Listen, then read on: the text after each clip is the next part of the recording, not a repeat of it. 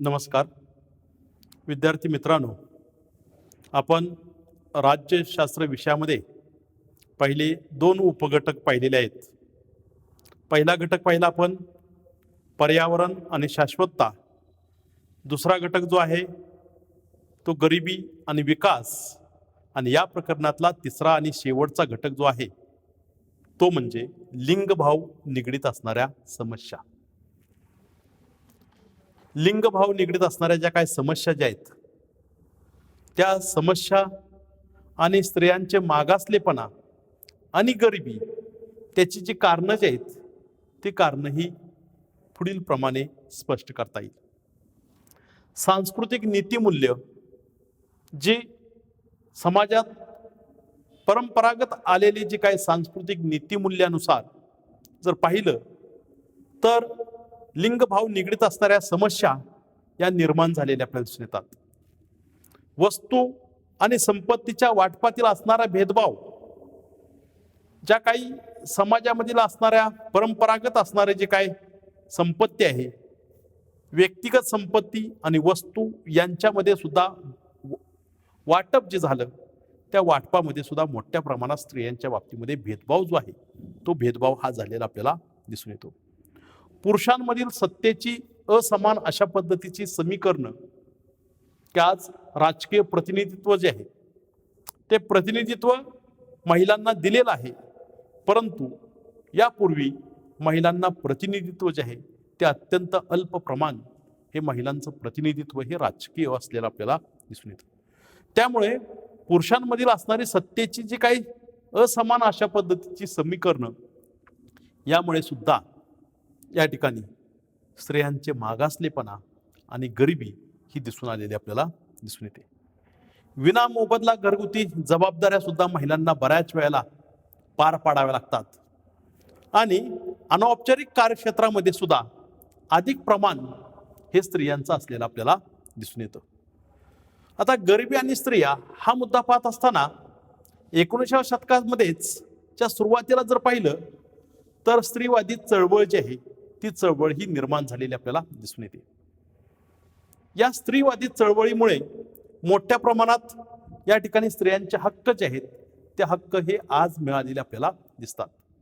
राजाराम मोहन राय असतील, स्वामी विवेकानंद असतील, महात्मा फुले असतील, महात्मा गांधीजी असतील, यांनी सुद्धा या ठिकाणी स्त्रीवादी चळवळीस त्या ठिकाणी पाठिंबा हा दिलेला आपल्याला दिसून येतो.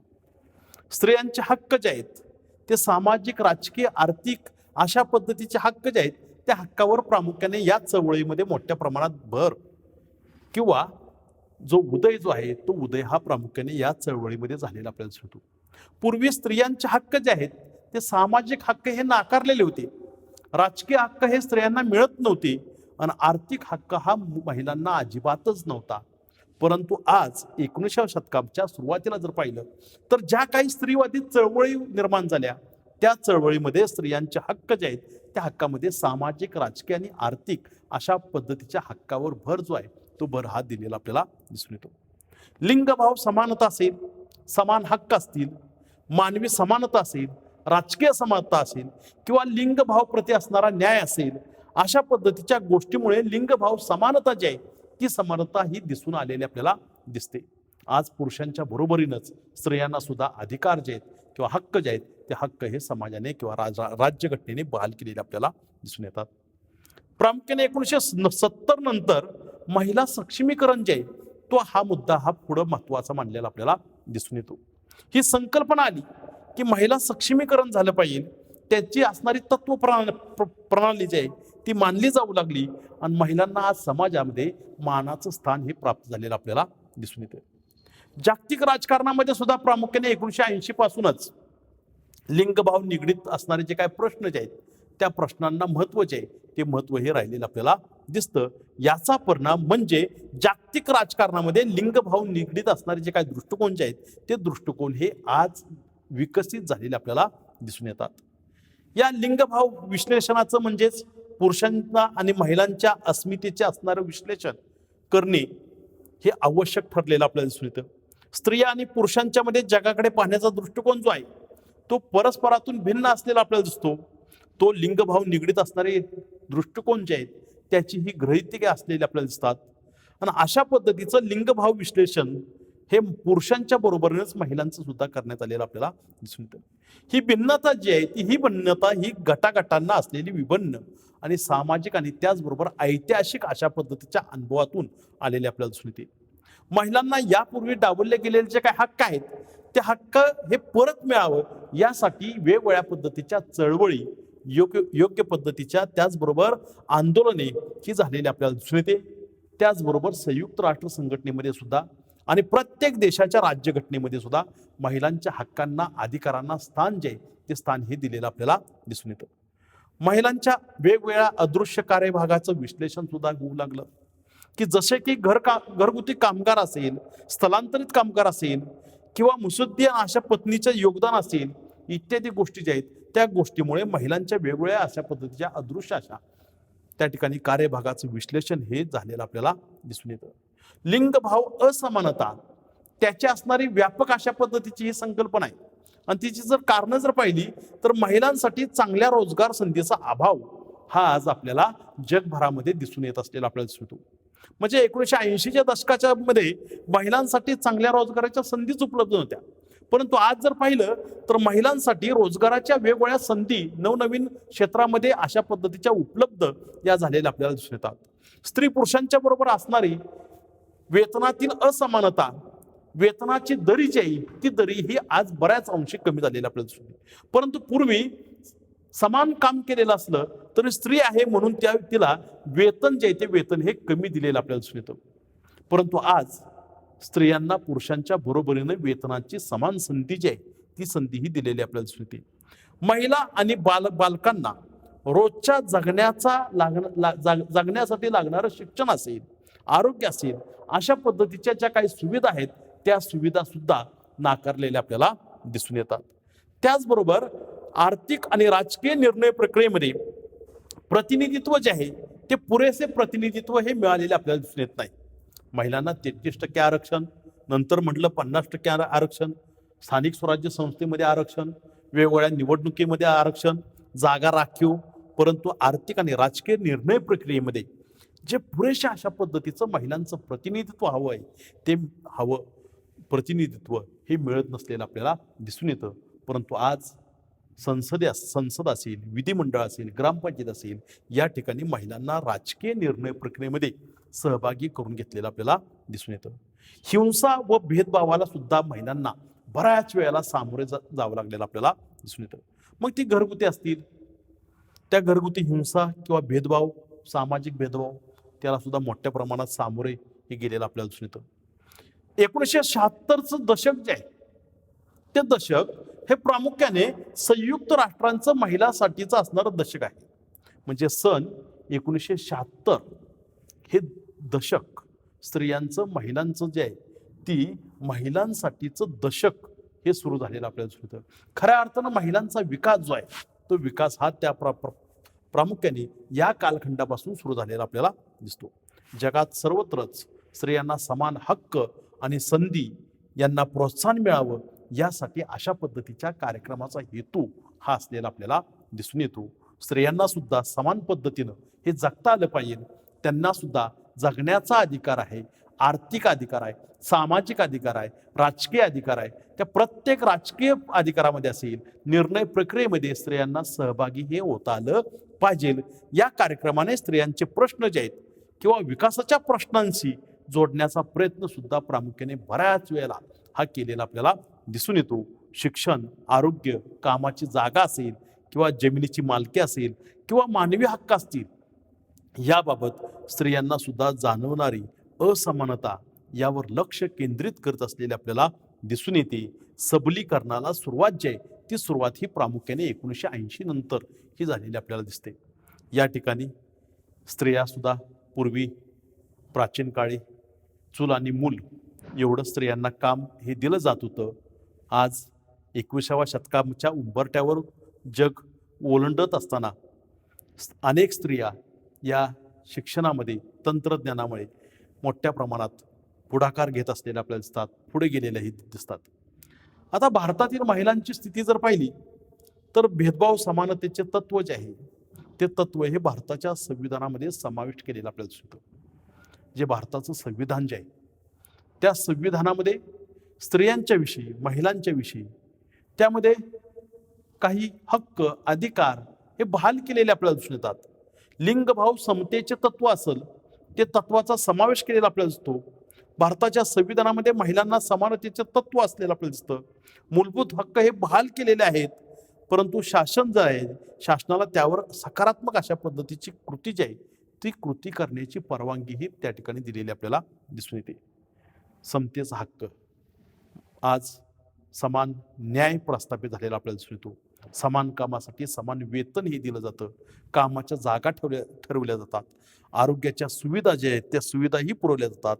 आणि संविधानामध्ये समतेचं तत्व असूनही महिलांना सातत्याने अशा पद्धतीचे असणारे भेदभाव जे आहेत त्या भेदभावाला सामोरे जावं लागत असलेलं आपल्याला दिसून येतं. या भारताच्या समाजातील बदललेले जी काही स्थिती आहे त्या स्थितीचं चित्र जर पाहिलं तर प्राचीन काळचे असणारे चित्र आपल्या डोळ्यासमोर आणा की पूर्वी शिक्षणाचा अधिकार हा फक्त समाजातील काही ठराविक लोकांनाच होता. आज शिक्षणाचा अधिकार सार्वत्रिक झालेला आपल्याला दिसतो. भारताच्या संविधानामध्ये सुद्धा 6 ते 14 वयोगटातील सर्व मुलींना शिक्षणाचा अधिकार जो आहे तो अधिकार हा राज्यघटनेने बहाल केलेला आपल्याला दिसून येतो. आज सर्व क्षेत्रामध्ये मुली या शिक्षण घेत असलेल्या आपल्याला दिसून येतात. भारतातील महिलांच्या पुढील असणाऱ्या ज्या काही समस्या ज्या आहेत त्या समस्या जर पाहिल्या तर पहिली समस्या आहे की आर्थिक असमानता. जी खऱ्या अर्थानं समानता हवी ती समानता ही आर्थिक असमानता जी आहे त्या असमानतेमध्ये दिसून आलेली आपल्याला दिसते. मगाशी मी बोललो की भारतामध्ये एखादं काम जर स्त्रीने केलं आणि तेच काम जर पुरुषानं केलं तर पूर्वी त्यामध्ये वेतनामध्ये मोठ्या प्रमाणात दरी असलेली आपल्याला दिसून येते. परंतु आज तसं नाही. आज एखादं काम पुरुषानं केलं तेच काम स्त्रीनं केलं तर समान कामासाठी समान वेतन जे ते वेतन हे दिलेलं आपल्याला दिसून येतं. भारतातील सगळ्यात मोठ्या समस्येमधील ही एक मोठी समस्या असलेली आपल्याला दिसून येते. आणि ही समस्या जी आहे वेतनातील दरी जी आहे ती पुरुषांमधील वेतनांतील दरी, स्त्री आणि पुरुष यांच्यामधील असणारी वेतनांची दरी जी आहे ती दरी ही कमी केली पाहिजे. त्याचबरोबर श्रमिकांच्या बाजारपेठेतील महिलांची टक्केवारी जी आहे ती टक्केवारी ही 28.2 इतकी कमी आहे. त्या तुलनेने पुरुषांची टक्केवारी जी आहे ती टक्केवारी ही जास्त असलेली आपल्याला दिसून येते. जवळजवळ 78.8% एवढी पुरुषांची टक्केवारी ही श्रमिकांच्या बाजारपेठेमध्ये असलेली आपल्याला दिसून येते. दुसरा मुद्दा आहे तस्करी आणि शोषण की 2013 साली संयुक्त राष्ट्र मादक पदार्थ आणि गुन्हे विभागाच्या अहवालानुसार भारतातील महिलांनी जबरदस्तीने विवाह करण्यासाठी तस्करी केली जाते. महिला ज्या आहेत, स्त्री ज्या आहेत, मुली ज्या आहेत त्या मुलींची तस्करी ही भारतामध्ये मोठ्या प्रमाणात केली गेलेली आपल्याला दिसून येते. बहुतेक वेळा अशा पळवून नेलेल्या तस्करी केलेल्या ज्या काही मुली असतील त्यांचं मोठ्या प्रमाणात शोषणही केलेलं आपल्याला दिसतं. त्यांचे मूलभूत हक्क जे आहेत ते मूलभूत हक्क हे डावलले जातात आणि त्यांना मोलकरी म्हणून राबवण्यात येत होतं. पूर्वी माणसांची खरेदी विक्री ही होत होती. आज स्त्रिया ज्या आहेत त्या स्त्रियांची मोठ्या प्रमाणात तस्करी जी आहे ती तस्करी ही केलेली आपल्याला दिसून येते. त्यानंतर तस्करीचं एक चिन्ह दाखवलेलं आहे की हात महिलेचं बांधलेले आहेत, मुलींचा हात बांधलेला आहे. मुलींना एका ठिकाणाहून दुसऱ्या ठिकाणी नेलं जातं. इथं आर्थिक असमानता दाखवलेली आहे. एक हात स्त्रीचा दाखवलेला आहे, दुसरा हात पुरुषाचा दाखवलेला आहे. पुरुषानं काम केलं तर वेतन हे जास्त दिलं जातं. स्त्रीनं जर तेच काम केलं तरी सुद्धा तिला समान पद्धतीचं वेतन हे दिलं जात नाही. अशा पद्धतीचं चित्र दाखवलेलं आहे. भारतातील महिलांच्या पुढीलची तिसरी समस्या जी आहे ती साक्षरतेचं प्रमाण. आज भारताला स्वातंत्र्य मिळून सुद्धा भारतामध्ये महिलांची शिक्षणाची संख्या जी आहे ती संख्या ही अत्यंत अल्प असलेली आपल्याला दिसून येते. पुरुषांच्या तुलनेने ती फारच कमी असलेली आपल्याला दिसून येते. 2011च्या जनगणनेच्या अहवालानुसार भारतामधील पुरुषांच्या साक्षरतेचं प्रमाण जे आहे ते प्रमाण हे 82.14% आहे. तर महिलांचं प्रमाण जे आहे ते 65.46% एवढं असलेलं आपल्याला दिसून येतं. राजकीय प्रतिनिधित्व मिळत नाही ही एक महिलांची समस्या भारतातील असलेली आपल्याला दिसून येते. भारतातील स्वातंत्र्य मिळाल्यापासून संसदेमध्ये किंवा राज्याच्या विधिमंडळामध्ये महिलांना असलेलं अत्यल्प प्रमाण जे आहे ते प्रमाण हे राहिलेलं आपल्याला दिसून येतं. ही भारतातील महिलांच्या पुढेची असणारी ही समस्या असलेली आपल्याला दिसून येते. परंतु भारतामध्ये आज मोठ्या प्रमाणात या ठिकाणी शिक्षणाचा अधिकार हा देण्यात आलेला आपल्याला दिसून येतो. महिला सुद्धा साक्षर या मोठ्या प्रमाणात ही संख्या वाढत असलेली आपल्याला दिसून येते. आणि या ठिकाणी संसदेमधील असणारं हे महिलांचं प्रतिनिधित्व हे दाखवण्याचा प्रयत्न या ठिकाणी केलेला आहे की एवढ्या महिला या जवळजवळ संसदेमध्ये या ठिकाणी महिलांचं प्रतिनिधित्व जे आहे ते प्रतिनिधित्व हे करत असलेले आपल्याला दिसतात. स्वातंत्र्यानंतरच्या काळामध्ये महिलांचं धोरण जे आहे त्या धोरणामध्ये वेगवेगळ्या पद्धतीचे बदल झालेले आपल्याला दिसून येतात. भारताने लोकशाही शासन पद्धतीचा स्वीकार केला, परंतु हा स्वीकार करत असताना महिलांसाठीचे कायदे आणि विकासात्मक अशा पद्धतीची धोरणं जी राबवणं गरजेची होती ती राबवली गेलेली आपल्याला दिसून येत नाही. महिलांच्या प्रगतीसाठीची असणारी धोरणे आणि कार्यक्रमांचं नियोजन हे योग्य पद्धतीनं झालं पाहिजे. सन 1953 साली केंद्रीय सामाजिक कल्याण मंडळाची जी स्थापना करण्यात आली ती केवळ महिलांच्यासाठीच करण्यात आलेली आपल्याला दिसून येते. त्यालाच CSWB असंही म्हटलेलं आपल्याला दिसून येतं. याचा मुख्य उद्देश जर पाहिला तर कुटुंब, महिला आणि बालकांसाठी कल्याणकारी योजना राबवणे हे या समितीचं, या मंडळाची मुख्य उद्दिष्ट असलेलं आपल्याला दिसून येतं. भारतात महिलांच्या समस्येकडे जो पाहण्याचा सर्वसाधारण दृष्टिकोन जो आहे तो दृष्टिकोन हा कल्याणकारी दृष्टिकोन असलेला आपल्याला दिसून येतो की त्यातून महिलांचं हित साधणे, त्याचबरोबर महिलांच्या हिताबरोबर समाजाचं ही हित साधणे या दृष्टिकोनातून प्रयत्न केलेला आपल्याला दिसून येतो. या मंडळाचा मुख्य उद्देश जर पाहिला तर महिला मंडळे स्थापन करून महिलांचा विकास साधणे आणि विधायक अशा कामापासून महिलांचं संरक्षण करणे, गर्भवती स्त्रिया ज्या आहेत त्या स्त्रिया आणि बालकांच्या आरोग्यासाठी त्या ठिकाणी उपलब्धता, सेवा, सुविधा या उपलब्ध करून देणे इत्यादी असलेला आपल्याला दिसून येतो. 1960 पासून भारतामध्ये मोठ्या प्रमाणात कल्याणकारी योजना ज्या आहेत त्या कल्याणकारी योजना या राबवलेल्या आपल्याला दिसून येतात. आरोग्यविषयक कार्यक्रम जे आहेत ते कार्यक्रम हे हाती घेतलेले आपल्याला दिसून येतात. आरोग्य, शिक्षण, पोषण, कुटुंब नियोजन अशा पद्धतीची कामं जी आहेत ती कामं ही प्रामुख्याने या मंडळानं हाती घेतलेली आपल्याला दिसतात. 1970 पासून महिलांच्या संदर्भात कल्याणकारी दृष्टिकोनामध्ये भर जी आहे ती भर ही घातलेली आपल्याला दिसते आणि ती विकासावर लादलेली आपल्याला दिसते. विकासावर भर जो आहे तो भर हा प्रामुख्याने 1970च्या कालखंडामध्ये दिलेला आपल्याला दिसतो. 1970चं दशक हे संयुक्त राष्ट्राने महिलांसाठीचं दशकाची घोषणा जी आहे ती घोषणा ही केलेली आपल्याला दिसून येते. जी इंटरनॅशनल आंतरराष्ट्रीय संघटना, संयुक्त राष्ट्र संघटनेचा उल्लेख केला जातो, त्या संघटनेने 1970चं दशक जे आहे ते दशक हे महिलांसाठीचं दशक असेल अशा पद्धतीची घोषणा जी आहे ती घोषणाही केलेली आपल्याला दिसून येते. भारतातील महिलांची स्थिती अभ्यासण्यासाठी एक समिती जी आहे ती समिती ही नियुक्तीही केलेली आपल्याला दिसते. या समितीच्या अहवालानुसार या ठिकाणी असं म्हटलेलं आहे की भारतातील बदलत्या सामाजिक आणि आर्थिक परिस्थितीमध्ये महिलांचे हक्क हे आणि स्थिती यावर त्या ठिकाणी भाष्य जे आहे ते भाष्य हे केलेलं आपल्याला दिसतं. महिलांची आर्थिक स्थिती, सामाजिक स्थिती ही आज जरी कमी असली तरी ती उंचावण्यासाठी प्रयत्न करणारी आहे अशा पद्धतीचं भाष्य जे आहे ते भाष्य हे समतेच्या दिशेने जो अहवाल सादर केला, ज्या अहवालाला नाव दिलं त्या अहवालामध्ये त्या ठिकाणी नमूद केलेलं आपल्याला दिसतं. 1980 पासून महिलांच्या संदर्भामध्ये आणखीन काही बदल जे आहेत ते बदल हे प्रामुख्याने करण्यात आलेले आपल्याला दिसतात. त्यामध्ये आरोग्य, शिक्षण, रोजगार अशा पद्धतीच्या ज्या काही गोष्टी आहेत त्या गोष्टीवर प्रामुख्याने भर जो आहे तो भर हा दिलेला आपल्याला दिसून येतो.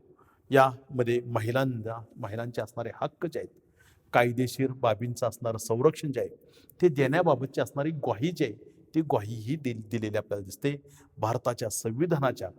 भारताच्या राज्यघटनेच्या संविधानामध्ये प्रामुख्याने असं म्हटलेलं आहे की 73वी आणि 74वी जी घटना दुरुस्ती झाली त्यामध्ये 1993ला पंचायत समिती राज किंवा नगरपालिकामध्ये महिलांना आरक्षण जे आहे ते आरक्षण हे दिलेलं आपल्याला दिसतं.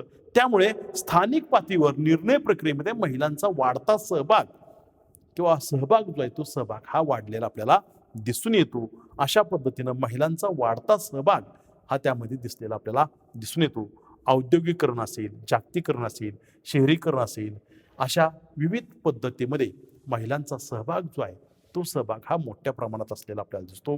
एका बाजूला आपण उदारमतवादामुळे महिलांना शिक्षण, रोजगार आणि निर्णय प्रक्रियेमध्ये अनेक प्रकारच्या संधी ज्या आहेत त्या संधी या देत आहोत. त्याचबरोबर अनेक अशा पद्धतीच्या संधी सुद्धा त्या ठिकाणी उपलब्ध झालेल्या आपल्याला दिसून येतात. आणि दुसऱ्या बाजूला आपण पाहतो की अत्याचारामध्ये मोठ्या प्रमाणात वाढ जी आहे ती वाढ ही झालेली आपल्याला दिसून येते. आणि वेतनातील दरी, भेदभावाला सामोरेही जावं जात असलेलं आपल्याला दिसून येतं. अशा पद्धतीनं भारतातील असणारी जी काही महिलांची स्थिती आहे ती आहे ती स्थिती ही दर्शवण्यात आलेली आपल्याला दिसते. संस्थात्मक अशा पद्धतीचे काही घटक आहेत, त्या घटकांनी सुद्धा पुढाकार घेतल्यास समाजातील मूल्य आणि मानसिकता यामध्ये मोठ्या प्रमाणात बदल जे आहेत ते बदल हे घडून येऊ शकतील. दुसऱ्या बाजूला अत्याचारामध्ये झालेली वाढ जी आहे किंवा वेतनातील दरी जी आहे किंवा भेदभावांना सामनाही त्या ठिकाणी करावा लागत असलेला आपल्याला दिसून येतो. लिंगभाव समानतेसाठी आर्थिक आणि सामाजिक अशा पद्धतीची जे काही धोरणं जे आहेत त्या धोरणाच्या अनुषंगाने त्यांना बळकटी देणे, त्याचबरोबर त्या धोरणांची योग्य पद्धतीनं अंमलबजावणी करणे हेही त्या ठिकाणी या मंडळामार्फत निश्चित केलेलं आपल्याला दिसून येतं. 2006 मध्ये भारत सरकारने महिला आणि बाल कल्याण विभाग जो आहे तो पूर्णपणे स्वतंत्र केलेला आपल्याला दिसून येतो आणि तो अस्तित्वातही आज आलेला आपल्याला दिसून येतो. याआधी 1985 सालापासून मानव संसाधन आणि विकास विभाग जो आहे त्या विभागाच्या नियंत्रणाखाली त्या ठिकाणी ते मंडळ हे येत असलेलं आपल्याला दिसून येतं. परंतु आज 2006 मध्ये भारत सरकारने महिला आणि बाल कल्याण विभाग जो आहे तो पूर्णपणे स्वतंत्र केलेला आपल्याला दिसून येतो. या मंडळाचा जर किंवा मंत्रालयाचा प्रमुख उद्देश जर पाहिला तर महिला आणि बालकांसाठी असणाऱ्या धोरणातील ज्या काही त्रुटी आहेत त्या त्रुटी या शोधून काढणे, लिंगभाव समानतेसाठी आणि बालकांवर केंद्रित करणारे जे कायदे जे आहेत ते कायदे हे तयार करावेत, या दृष्टिकोनातून धोरणे आणि कार्यक्रम आखावा, यासाठी प्रमुख उद्देश जो आहे तो उद्देश हा मंत्रालयाचा असलेला आपल्याला दिसून येतो. जर हिंसा आणि भेदभाव रहित अशा पद्धतीचं वातावरण जे आहे ते निर्माण करून सक्षमीकरण साधण्याचा प्रयत्न जो आहे तो प्रयत्न हा त्या ठिकाणी केलेला आपल्याला दिसून येतो. मंत्रालयाने 2001 मध्ये महिला सक्षमीकरणासाठी राष्ट्रीय धोरण जे आहे ते राष्ट्रीय धोरण हे राबवण्यात आलेलं आपल्याला दिसून येतं किंवा तयारही केलं. आणि 2016 मध्ये अशा पद्धतीच्या राष्ट्रीय धोरणाचा मसुदा जो आहे तो मसुदा हा प्रामुख्याने तयार करण्यात आलेला आहे. आज अशा पद्धतीच्या भारतातील कायदे मंडळाने अलीकडेच अनेक अशा पद्धतीचे महत्त्वाचे कायदे जे आहेत ते कायदे हे प्रामुख्याने तयार केलेले आपल्याला दिसून येतात. त्यामध्ये पहिला कायदा आपल्याला सांगता येईल की कामाच्या ठिकाणी स्त्रियांचा लैंगिक छळ विधेयक जे आहे ते 2013 साली मांडण्यात आलं आणि ते विधेयक हे संसदेमध्ये मंजूरही केले. घरगुती हिंसाचार प्रतिबंधक कायदा 2005 साली हा कायदा अंमलात आला. मुस्लिम महिला लग्नाच्या संदर्भात हक्काचे संरक्षण जे आहे त्या संदर्भात कायदा जो आहे तो पाठीमागे गेल्या वर्षी 2019ला कायदा हा संसदेमध्ये मंजूर झालेला आपल्याला दिसून येतो. असे महिलांच्या संदर्भात महत्त्वाचे अशा पद्धतीचे कायदे जे आहेत ते कायदे हे मंजूर झालेले आपल्याला दिसून येतात. कौटुंबिक हिंसाचारापासून महिलांचं संरक्षण अधिनियम 2005 साली हे त्या ठिकाणी मंजूर झालेलं आपल्याला दिसून येतं. समानतेचं आहे. अशा पद्धतीनं 1990 सालापासून 3 महत्त्वाच्या मानवतावादीच्या काय समस्या ज्या आहेत त्या समस्या या पाठामध्ये आपण अभ्यासल्या. या समस्या जागतिक लेवलच्या आहेत कारण त्या कुठल्याही जगामध्ये उद्भवू शकतात. कोणत्याही देशामध्ये अशा पद्धतीच्या समस्या निर्माण होऊ शकतात. त्यासाठी भारत सरकारने अशा पद्धतीची जी काय पावलं जी आहेत ती पावलंही उचललेली आपल्याला दिसून येतात. अशा पद्धतीनं हे प्रकरण 1991 नंतरच्या महत्त्वाच्या असणाऱ्या ज्या काही समस्या ज्या आहेत त्या समस्येमध्ये पर्यावरण आणि शाश्वतता, त्याचबरोबर गरिबी आणि विकास आणि लिंगभाव निगडीत असणाऱ्या समस्या, अशा 3 मुद्द्यांचं विश्लेषण या पद्धतीनं करता येईल. धन्यवाद.